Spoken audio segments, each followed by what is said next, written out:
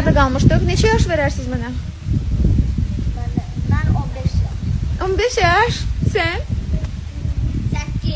Yani ben 22 yaş. No, 7 yaş birdən-birə çoxalmaq olar səncə? 8 yaş.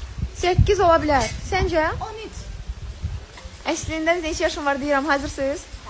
32 yaşım var. Ben evlenmemişim. Sən hardamışsan ki evlənməmişəm?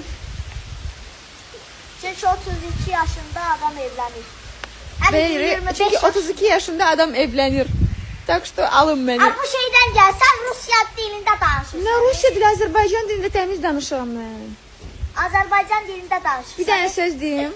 Deyiləm, ama sesin elə bir Rusiyalar kimi. Səsimlə dilimin nə əlaqəsi var? Azərbaycan dilində təmiz danışıram.